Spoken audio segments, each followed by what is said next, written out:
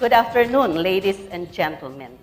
Welcome to the Forum on Education titled The Promise of Redemption, BESRA and the Need for Higher Education Reform.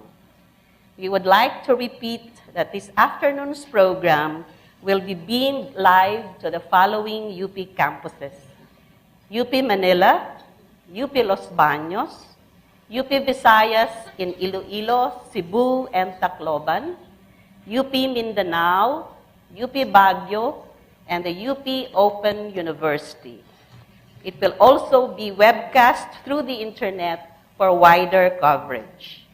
At this point, we would like to acknowledge the presence of UP President Merlinda R. Roman, other UP system officials, officials of UP Diliman, the officials of the various constituent universities, former officials of UP, as well as our faculty, students, reps, staff, alumni, and other guests here in UP Diliman NISMED and in the other campuses.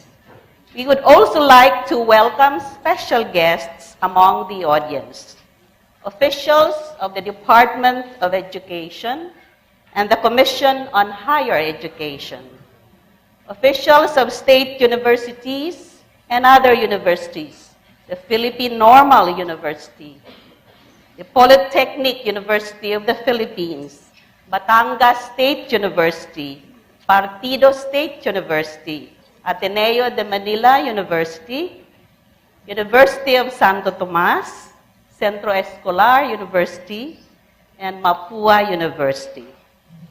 Also representatives of the Catholic Education Association of the Philippines, the UNICEF, Fund for Assistance for Private Education, PSSC, the Australian Embassy, the Commission on Information and Communications Technology, and other special guests. Later, the recorded video of this forum can be viewed through the UP System Information Office Facebook group site. Viewers can send in their questions to the panelists from March 9 to 16.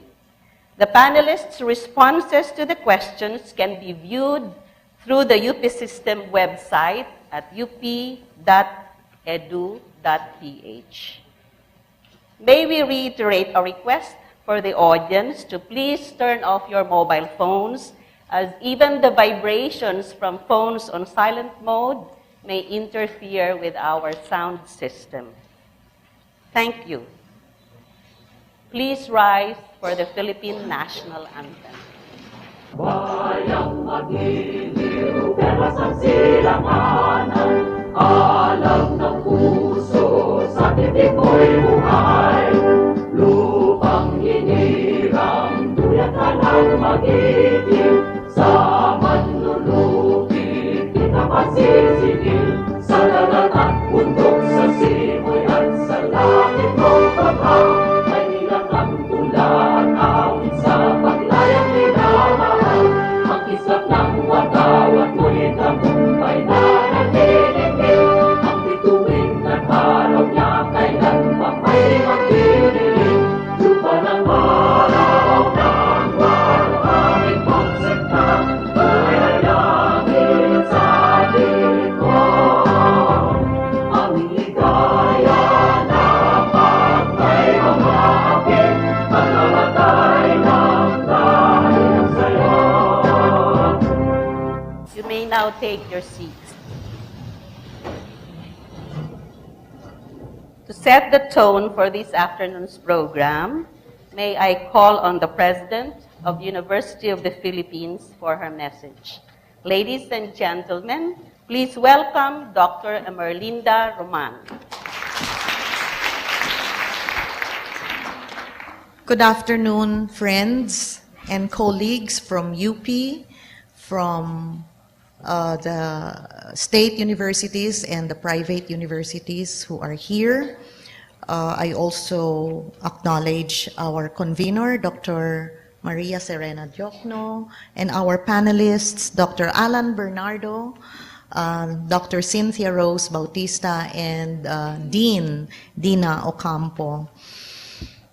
The UP Centennial Lectures in 2008 brought forth views from experts in the university and from outside on the role which UP is playing or should be playing for country and society. In response to the challenges and concerns raised in these lectures, in May 2009, the UP officials, the faculty, the staff, the students, and the alumni took time to discuss what UP should be in its second century.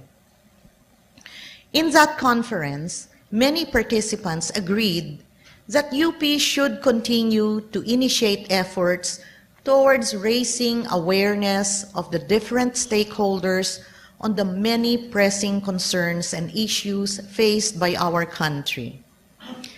In November 2009, we had the first public discourse on health.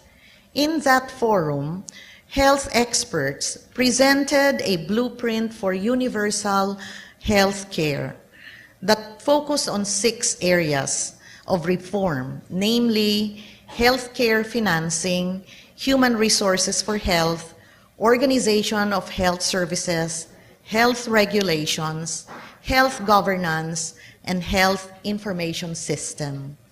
It was our hope that policymakers, lawmakers, and even the general public would have a better understanding of the country's health situation and do something about it. Today, our discussion will focus on another pressing national issue, education. Like health, education is a basic right of every citizen. Like health, the right to education is embodied in our Constitution. And sadly, just like Philippine healthcare system, the Philippine educational system is in dire straits.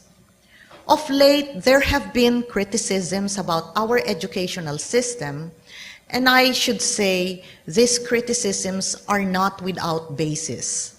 From both local and international observers, from business and industry who employ our graduates, there has been increasing concern on the state of the Philippine education, the attendant problems, and its grave consequences.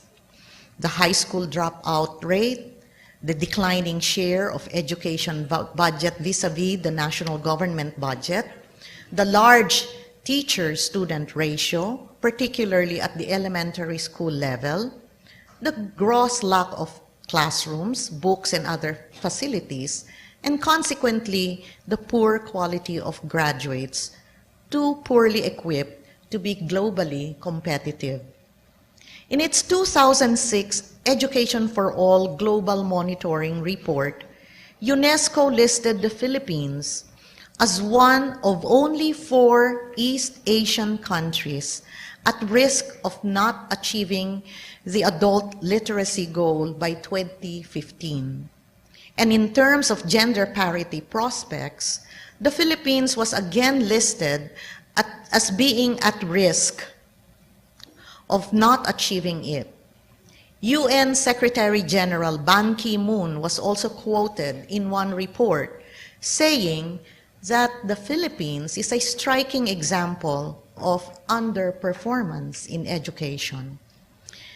The Presidential Task Force for Education, which was created to assess, to plan, and monitor the entire educational system, recognized another damning feature of Philippine education,